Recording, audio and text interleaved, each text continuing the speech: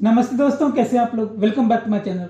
दोस्तों, जो लोग ओल्ड रिजीम में अपनी टैक्सेशन फाइल कर रहे हैं, मैंने एक वीडियो बनाया था जिसमें मैंने बताया था कि आपके लिए ओल्ड टैक्स रिजीम या न्यू टैक्स रिजीम में क्या बेनिफिशियल रहेगा। तो एक सिंपल सा मैंने आपको बताया था कि अगर आपकी सैलरी 15 लाख से ज़्यादा है या 18 लाख से ज़्यादा है, तो अगर आपकी जो टोटल डिडक्शन है वो अगर 2,75,000 या 3 लाख से ज्यादा है तो आपको ओल्ड टैक्स में बेनिफिट मिलेगी। इसे कैसे क्रॉस चेक करना है वो भी मैंने बताया था, आप वो वीडियो देख सकते हैं हमारे प्लेलिस्ट में जाके। अब जो ओल्ड टैक्स रिजीम में अपनी टैक्स फाइल कर रहे हैं उनको एक कंसेशन मिलता है, लीव ट्रेवल अलाउंस या लीव ट्रेवल कंसेशन, उसको एलटीसी बोलते हैं या एलटीए बोलते हैं। अब इसके टैक्सेशन को लेकर बहुत सारी प्रॉब्लम आती रहती है कि कितना अमाउंट एग्जम्प्ट होगा, कितनी सैलरी में ऐड होगी। तो आइए आज हम उस पर डिस्कशन करते हैं कि लीव ट्रेवल अलाउंस के रूल्स क्या हैं, इसकी एलिजिबिलिटी क्या है, टैक्स एब्जेक्शन कितनी मिलती है। और लेटेस्ट अपडेट में बस यही है कि अगर आप न्यू टैक्स रिजीम में अगर ऑप्ट करते हैं अपनी टैक्सेशन, तो आपको एलटीसी का डिडक्शन नहीं मिलेगा। मैं ऑलरेडी बता चुका हूं कि जो न्यू टैक्स रिजीम है उसमें किसके किसके डिडक्शन मिलेंगे, वो आप मेरी प्रीवियस वीडियो में जाके देख सकते हैं। तो आइए दोस्तों शुरू करते हैं।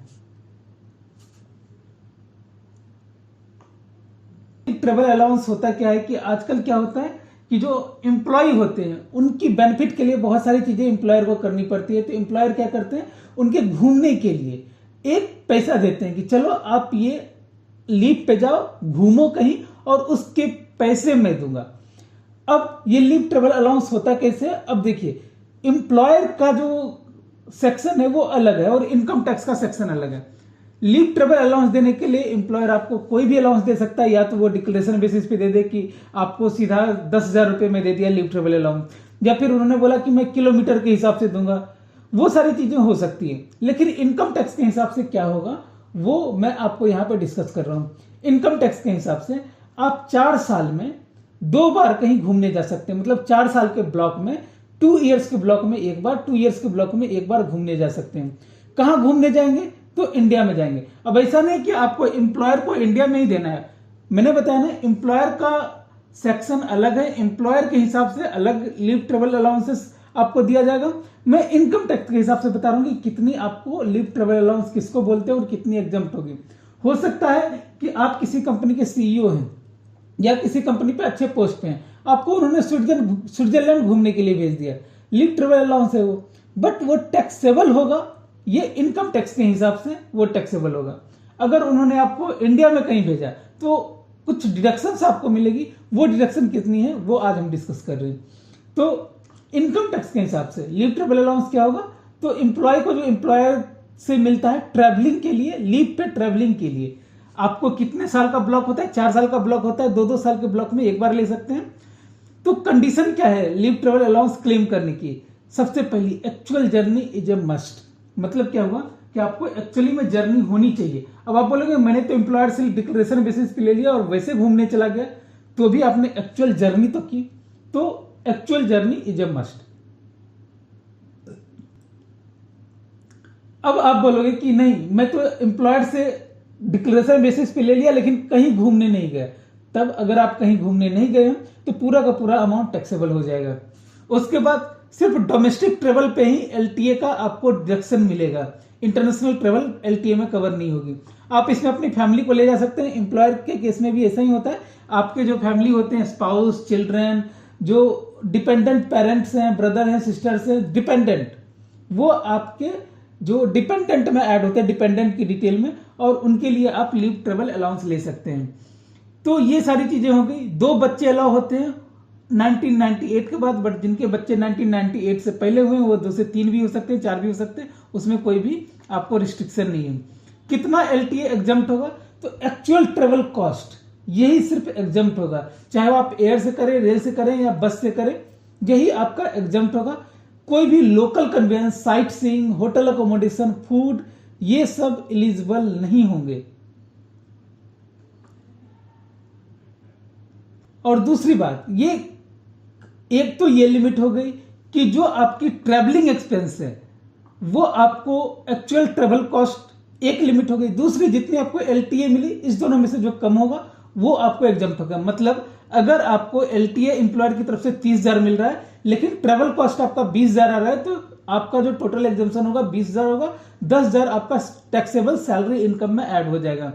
उसके बाद अब आप बोलेंगे कि ठीक है, मैं तो जहां जा रहा हूं वहां ट्रेन तो चलती ही नहीं या कोई पब्लिक ट्रांसपोर्ट तो चलती नहीं। जैसे एक माथेरन करके जगह है मुंबई में, मुंबई शहर में है, बट वहां पे आपको ना तो ट्रेन जाती है, ना टैक्सी जाती है, ना बस जाती है, आपको घोड़े गाड़ी से जाना होता है। ठीक है, मैं एक एग्जांपल के लिए बता रहा हूँ, माथेरान जो बहुत छोटी जगह, बट एक एग्जांपल के लिए बता रहा हूँ, बहुत सारी ऐसी जगह है जहां पे पब्लिक ट्रांसपोर्ट अलाउड नहीं है या फिर वहां पे अवेलेबल नहीं है या कनेक्टेड नहीं है वो प्लेस पब्लिक ट्रांसपोर्ट से। तो उस केस में आपको एयर कंडीशन फर्स्ट क्लास का रेल फेयर जो शॉर्टेस्ट डिस्टेंस के लिए मिलेगा। सपोज कीजिए कि मैं यहां से किसी एक्स स्थान पे जाता हूं, एक्स स्थान से यहां की दूरी होगी 400 किलोमीटर, तो यहां से कोई पब्लिक ट्रांसपोर्ट अवेलेबल नहीं है, तो मैं 400 किलोमीटर का फर्स्ट क्लास का रेल फेयर जो है वो मैं क्लेम कर सकता हूं as a cost of journey. दूसरी क्या है कि अगर रेल से कनेक्टेड नहीं है लेकिन कोई और भी रिकॉग्नाइज्ड पब्लिक ट्रांसपोर्ट है उससे कनेक्टेड, जैसे बस से कनेक्टेड हो, तो अमाउंट जो होगा वो होगा फर्स्ट क्लास और deluxe class fair by the shortest route.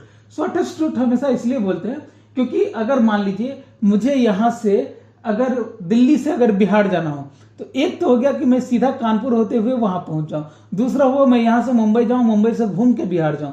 तो शॉर्टेस्ट डिस्टेंस क्या हुआ, तो कानपुर वाला जो सबसे कम दूरी का जो डिस्टेंस है वही हुआ शॉर्टेस्ट डिस्टेंस। अगर आप रेल से कनेक्ट है तो फर्स्ट क्लास जो रेल का फेयर पे जो आपका टिकट पे प्राइस होगा वो आपकी रिम्बर्स हो जाएगी। अगर आप एयर से जा रहे हैं तो इकोनॉमी क्लास का वो भी किसका, एयर इंडिया या इंडियन एयरलाइंस जो है, जो नेशनल कैरियर है, उसके इकोनॉमी क्लास का फेयर शॉर्टेस्ट रूट का। अब यहां नहीं कि यहां से मुझे कलकत्ता जाना है तो पहले मैं यहां से मुंबई का एक ड्रॉप लिया, फिर मुंबई से फिर कलकत्ता गया, वैसा नहीं। शॉर्टेस्ट डिस्टेंस का मतलब दिल्ली से सीधा फ्लाई की कोलकाता, उस शॉर्टेस्ट डिस्टेंस का जो फेयर होगा वो मुझे एग्जम्प्ट मिलेगा, उतनी की एग्जम्पशन मिलेगी।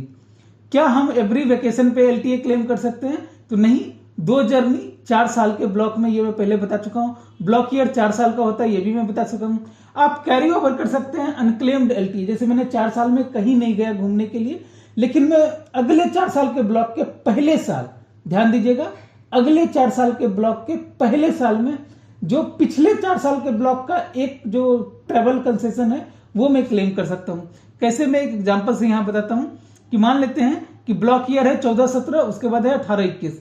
मैं अप्रैल 15 में अगर एग्जम्पशन क्लेम करता हूं तो अप्रैल 15 तो 14 से 17 के बीच में है, तब तो आपको 18 से 21 के बीच में इसको कोई फर्क नहीं पड़ेगा क्योंकि ऑलरेडी आप क्लेम कर चुके हैं। लेकिन आप जून 18 में आप 14-17 का भी आप एग्जम्पशन क्लेम कर सकते हैं, ये प्रीवियस ब्लॉक का माना जाएगा। लेकिन जून 18 की जगह अगर आपको मार्च 20 में होगा तब आप सिर्फ इसी ब्लॉक का, जो ये ब्लॉक ईयर 18 से 21 है, इसी ब्लॉक का आप एलटीए क्लेम कर सकेंगे, पुराने ब्लॉक का आप एलटीए क्लेम नहीं कर सकेंगे। तो ये आई होप कि ये क्लियर हो चुका होगा। अब मल्टी डेस्टिनेशन जर्नी, मैंने आपको पहले ही बताया कि अगर आप कहीं भी घूम के जाते हैं तो उसको नहीं माना जाएगा। आप मानते हैं कि आप पूरी भारत यात्रा पे निकले हैं, तो जहां से जो पॉइंट ऑफ ओरिजिन से लेके जो सबसे फर्दरेस्ट डिस्टेंस है, मतलब अगर मैं कश्मीर जा रहा हूं तो मान लीजिए मैं मुंबई होते हुए फिर इधर गुजरात होते हुए कश्मीर जा रहा हूं और मैं कन्याकुमारी से अगर बिलोंग करता हूं तो कन्याकुमारी से कश्मीर तक का जो शॉर्टेस्ट डिस्टेंस होगा उसका फेयर आपका एलटीए में एग्जम्प्ट होगा। उसके बाद कितनी आप ट्रिप ले सकते हैं एक साल में एग्जम्पशन क्लेम करने के लिए, तो एक कैलेंडर ईयर में सिर्फ एक ही ट्रिप आपको अलाउ होगी एलटीए एग्जम्पशन के लिए। आप चाहे तो कितनी ट्रिप पे भी जा सकते हैं, लेकिन आप एलटीए एग्जम्पशन सिर्फ एक ट्रिप का ही ले सकते हैं। और वैसे भी आप 2 साल में एक बार ले सकते हैं, 4 साल में 2 बार ले सकते हैं। उसके बाद क्या मैं अपने फैमिली के लिए एलटीए क्लेम कर सकता हूं, तो ऑफकोर्स मैंने ऊपर बताया कि आप spouse, children, dependent parents, brother sister जो डिपेंडेंट हैं उसके लिए आप क्लेम कर सकते हैं। तो ये तो हो गई इनकम टैक्स के हिसाब से। अब इनकम टैक्स कहीं भी नहीं रोकती एम्प्लॉयर को कि आप कितना लीव ट्रेवल कंसेशन देते हो, किसके लिए देते हो सकता है आप फॉरेन के लिए दो, आप कहीं चांद पे जाने के लिए दो, वो अलग चीजें हैं, वो एम्प्लॉयर का अपना अलग मैटर है। ये इनकम टैक्स का अलग मैटर है। ये इसलिए क्योंकि एम्प्लॉयर जो अगर मानते हैं आपको स्विट्जरलैंड जाने के लिए अगर लीव ट्रेवल कंसेशन देती है से 1 लाख रुपए का, तो वो 1 लाख का 1 लाख इनकम टैक्स की नजर में पूरी की पूरी आपकी सैलरी में टैक्सेबल होगी, उसमें कोई भी डिडक्शन नहीं मिलेगा। लेकिन वही अगर 1 लाख रुपए अगर उनको श्रीनगर जाने के लिए देती है या फिर इंडिया में कहीं पे देती है और आपका खर्च से मानते हैं कि 80,000 रुपए हुआ है, तो ट्रेवल पे, ना कि फूड पे या लोकल साइट सीइंग पे, तो जो 80,000 रुपए है आपकी और आपकी पूरी फैमिली मिला के, वो 80,000 रुपए का आप एग्जम्पशन क्लेम कर सकते हो under section 10(5) of income tax act. तो आई होप कि ये वीडियो आपको समझ में आई है। तो मिलते हैं फिर से आपसे एक नई वीडियो के साथ। Thank you so much.